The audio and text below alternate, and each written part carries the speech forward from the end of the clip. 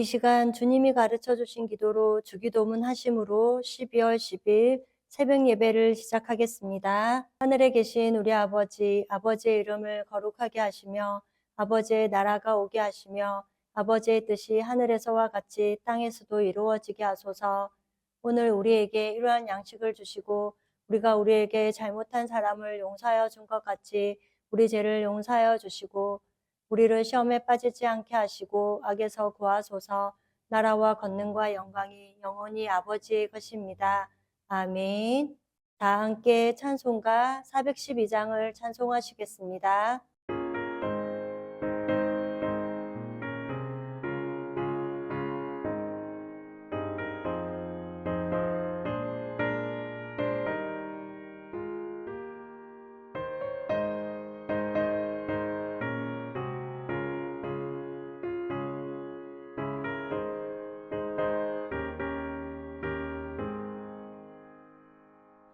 내 영혼의 그 깊은 데서 맑은 가락이 울려나네.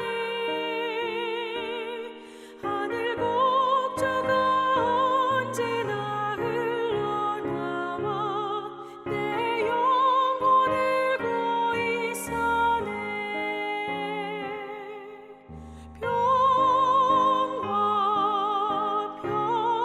평화로다 하늘 위에서 내려오네. 그 사랑의 물결이 영원토록 내 영혼을 덮으소서. 내 맘속에 솟아난 이 평화는 깊이 묻힌 보배로다. 나의 보화를 캐내어 가져갈 자 그 아무도 없으리라.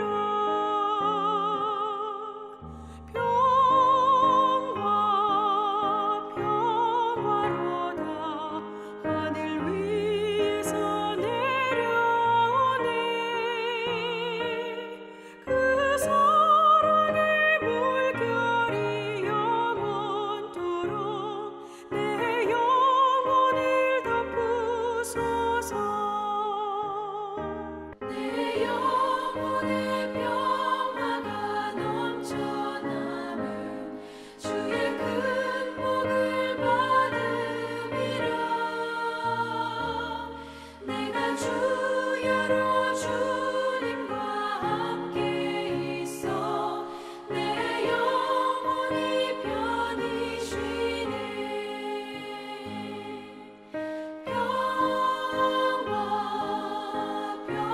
평화로다 하늘 위에서 내려오네. 그 사랑의 물결이 영원토록 내 영혼을 덮으소서. 이 땅 위에 험한 길 가는 동안 참된 평화가 어디 있나. 우리 모두 다 예수를 친구 삼아 참 평화를 누리겠네.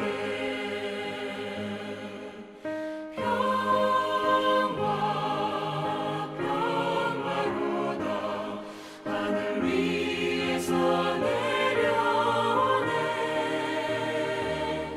그 사랑의 물결이 영원토록 내 영혼을 덮으소서.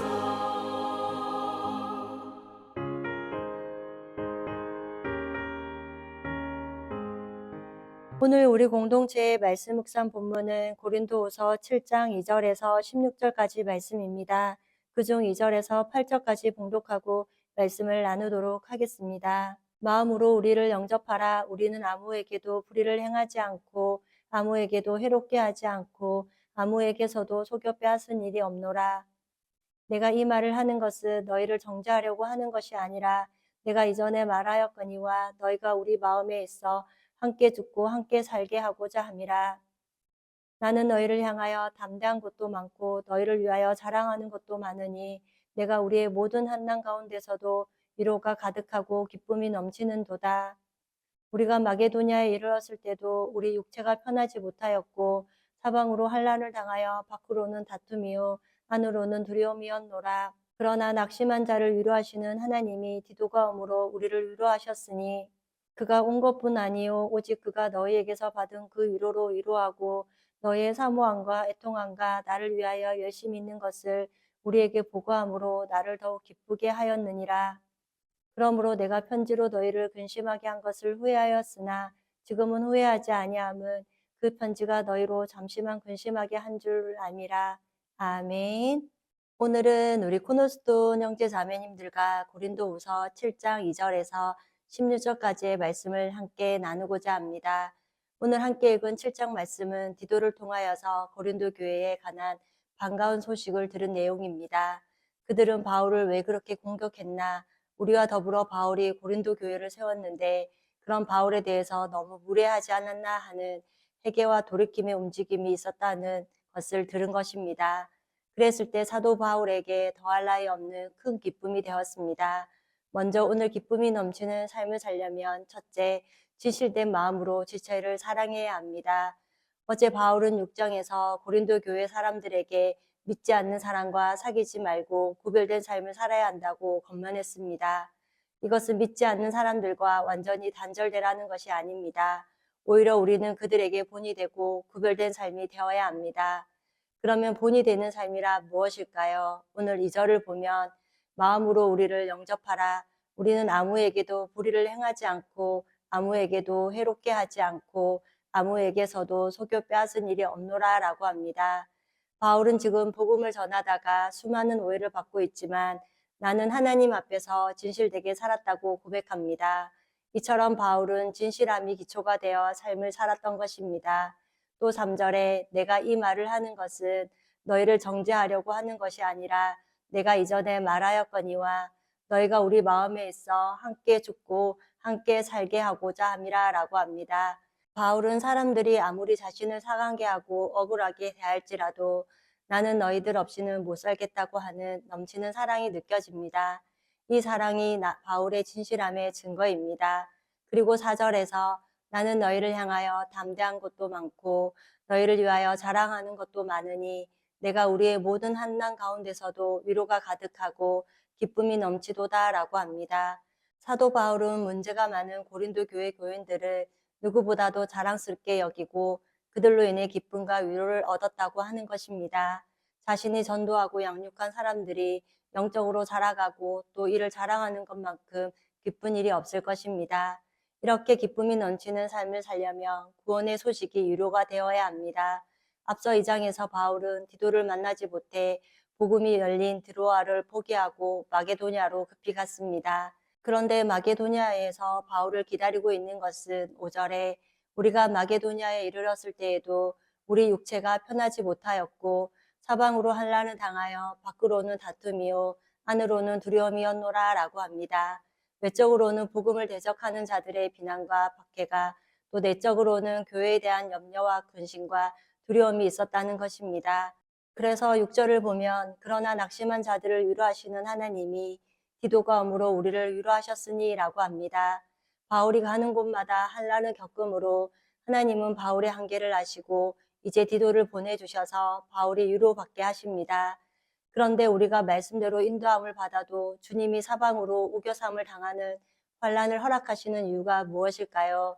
우리가 연약한 존재임을 끊임없이 깨닫게 하여 위의 것을 생각하며 하나님만을 의지하게 하는 것입니다. 그 다음 7절에 그가 온 것뿐 아니요 오직 그가 너희에게서 받은 그 위로로 위로하고 너희의 사모함과 애통함과 나를 위하여 열심 있는 것을 우리에게 보고함으로 나를 더욱 기쁘게 하였느니라 라고 합니다. 디도가 고린도 교회에 바울의 편지를 전한 후 성도들에게 변화가 일어나기 시작했습니다. 그리고 그들의 변화가 바로 하나님의 위로라는 것입니다. 우리의 위로와 기쁨은 함께하는 지체들의 신앙이 나와 더불어 함께 자라가는 것만큼 기쁨이 없습니다. 그리고 누군가가 회개하고 예수를 믿게 되었다는 소식만큼 기쁨의 소식은 없을 거라 생각합니다.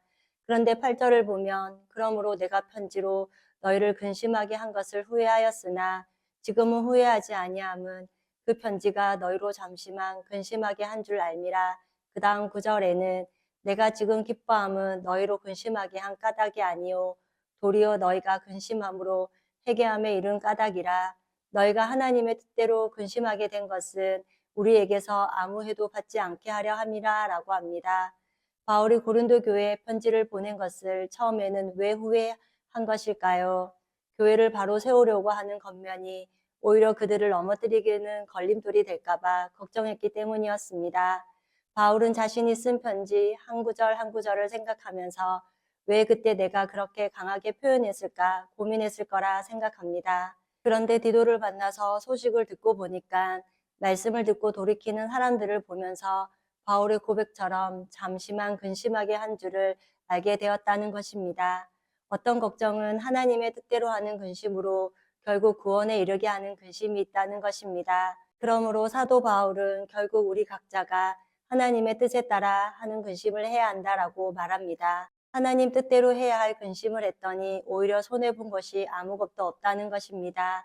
이제 10절에는 하나님의 뜻대로 하는 근심은 후회할 것이 없는 구원에 이르게 하는 회개를 이룰 것이요 세상 근심은 사망을 이루는 것이니라 라고 합니다. 그 다음 11절에 보라 하나님의 뜻대로 하게 된 이 근심이 너희로 얼마나 간절하게 하며 얼마나 변증하게 하며 얼마나 분하게 하며 얼마나 두렵게 하며 얼마나 사모하게 하며 얼마나 열심 있게 하며 얼마나 벌하게 하였는가 너희가 그 일에 대하여 일체 너희 자신의 깨끗함을 나타내었느니라 라고 합니다. 이것은 하나님의 뜻대로 근심하면 반드시 구원에 이른다는 것입니다. 앞서 말씀드린 것처럼 이것은 반드시 해야 할 근심인 것입니다. 하나님 뜻대로 하는 근심의 본질은 나는 뼛속까지 진짜 죄인이구나. 나 스스로는 아무런 희망이 없는 존재이구나. 나를 근심하다 보면 절망에 이르게 된다는, 즉 나에게 희망이 없어지게 되어야 합니다. 그런데 세상은 나를 자랑스럽게 만들고 나 중심적으로 살아가도록 만들어 놓았습니다. 그래서 에스겔서 18장 31절에는 너희는 너희가 범한 모든 죄악을 버리고 마음과 영을 새롭게 할지어다. 이스라엘 족속아 너희가 어찌하여 죽고자 하느냐라고 합니다. 세상을 보면 죽을 길로 가는 것입니다. 그래서 죄악을 버리고 거듭나지 않으면 영원한 생명이 아닌 죽음의 길로 가는 길일 수밖에 없습니다. 그 다음 12절에는 그런즉 내가 너희에게 쓴 것은 그 불의를 행하는 자를 위한 것도 아니요 그 불의를 당할 자를 위한 것도 아니요 오직 우리를 위한 너희의 간절함이 하나님 앞에서 너희에게 나타나게 하려 함이로다. 13절에 이로 말미암아 우리가 구원을 받았고 우리가 받은 위로 위에 디도의 기쁨으로 우리가 더욱 많이 기뻐함은 그의 마음이 너희 무리로 말미암아 안심함을 얻었음이라 라고 합니다. 바울은 고린도 교회 성도들이 신앙을 회복하길 간절히 바라며 눈물의 편지를 썼습니다. 그런데 전혀 변하지 않을 것 같은 고린도 교회 성도들이 디도편의 편지를 받고 회개했다는 이야기를 듣고는 바울이 너무나도 기뻐했습니다. 그래서 그 전에 썼던 편지가 불의를 행하는 자를 위한 것도 아니요 그 불의를 당한 자를 위한 것도 아니요 오직 우리를 위한 너희의 간절함이라 라는 것입니다. 이것은 모두가 회개에 이르러서 구원받은 하나님의 백성으로 살아가는 신앙의 걸음을 위해서 쓴 것이었습니다. 그러므로 바울은 그들이 하나님 앞에서 완전해서가 아니라 사랑의 겉면을 따라 회개했기에 기뻐한 것입니다. 주님의 기쁨도 이와 같은 줄 압니다. 말씀 앞에 자신을 내어놓고 진실되게 회개할 때 주님을 기쁘시게 할 수 있기를 원합니다. 끝으로 14절에서 16절까지의 말씀은 14절에 내가 그에게 너희를 위하여 자랑할 것이 있더라도 부끄럽지 아니하니 우리가 너희에게 이른 말이 다 참된 것 같이 디도 앞에서 우리가 자랑한 것도 참되게 되었도다. 15절에 그가 너희 모든 사람들이 두려움과 떨므로 자기를 영접하여 순종한 것을 생각하고 너희를 향하여 그의 심정이 더욱 깊었으니 16절에 내가 범사에 너희를 신뢰하게 된 것을 기뻐하노라 라고 합니다. 지금 디도가 기쁜 소식을 전하니까 그동안 디도 앞에서 고린도 교회 성도들을 자랑한 것이 부끄러운 일이 되고 말았는데 이제 디도가 교회가 안정된 것을 보니 내가 고린도 교회를 디도 앞에서 자랑한 것이 바울은 사실로 드러나게 되었다는 것입니다. 그리고 디도는 바울 선생님의 말씀이 맞았구나라는 것을 알게 됨으로써 고린도 교회 성도들로 인해서 상처를 받았다가 고린도 교회 성도들로 인해서 회복되는 것을 보게 됩니다. 그래서 바울은 내가 범사에 너희를 신뢰하게 된 것을 기뻐하노라 라고 합니다. 이것은 복음으로 인해 서로 믿을 수 있게 되었다는 것입니다. 우리는 하나님을 믿고 사는 존재로서 함께하는 지체들과 그리고 누군가에게 신실한 관계로 세워가야 함이 필요하다고 생각합니다. 말씀을 마무리하면서 오늘 이 하루도 우리에게 부족한 것을 바라보지 않고 하나님 앞에서 진실되게 살아감으로 함께하는 지체들과도 위로와 기쁨을 나눌 수 있기를 원합니다. 그리하여 하나님께서 우리에게 약속하신 영원한 것을 바라보며 산 소망을 붙들고 살아가는 우리 코너스톤 형제 자매님과 제가 되기를 소망합니다. 다 함께 찬송가 491장을 찬송하시겠습니다.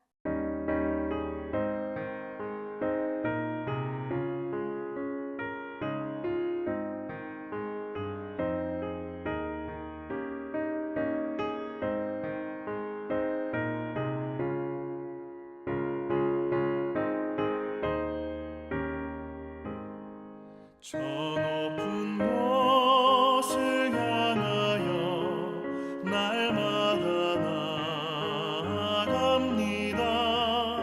내 뜻과 정성 모아서 날마다 기도합니다. 내 주여 내 맘 붙드사 그곳에 있게 하소서. 그곳은 빛과 사랑이 언제나 넘치옵니다. 외로움과 죄가 있는 곳 나 비록 여기 살아도 빛나고 높은 저곳을 날마다 바라봅니다. 내 주여 내 맘 붙드사 그곳에 있게 하소서.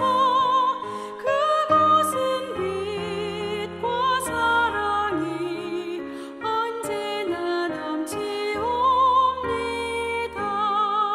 의심의 안개 거치고 근심의 구름 없는 곳 기쁘고 참된 평화가 거기만